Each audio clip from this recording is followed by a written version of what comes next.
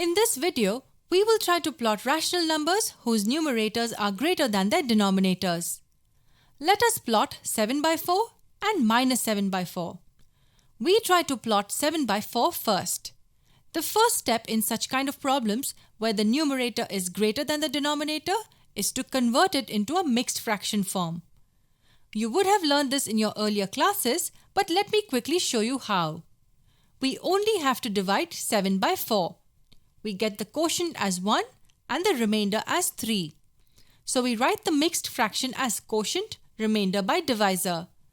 This is the whole part and this is the fractional part. So we can write 7 by 4 as 1 3 by 4. 1 is called the whole number part and 3 by 4 is called the proper fraction part. Each of the three numbers 1, 3 and 4 tell us something about where 7 by 4 is plotted on the number line. The whole number part tells us the position of 7 by 4. So 1 tells us that the rational number 7 by 4 is between itself and the next whole number. The next whole number is 2.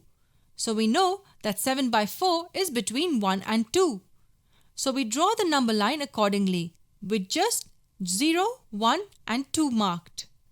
The denominator of the proper fraction part tells us the number of equal parts this segment is divided into. Since it is 4, we divide this segment into 4 parts. This segment between 1 and 2 is divided into 4 equal parts. The numerator of the proper fraction tells us the number of parts from the first whole number. So it is 3 parts away from 1. So we mark 7 by 4 here. What about minus 7 by 4? We can write minus 7 by 4 as minus 1 3 by 4. Now the number minus 1 tells us that minus 7 by 4 is between itself and the next number. Make note of the fact that the next number will be on the left hand side since minus 7 by 4 is a negative rational number. So the next number is minus 2.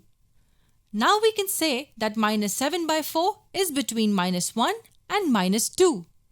The denominator tells us the number of equal parts this length is divided into. So we divide it into 4 equal parts by marking 3 lines. The number 3 tells us the number of parts from the number minus 1. So leaving 3 parts from minus 1, we mark minus 7 by 4 here.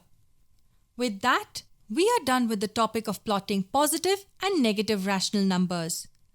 Please practice this concept thoroughly and make note of the summary which appears at the end of this video.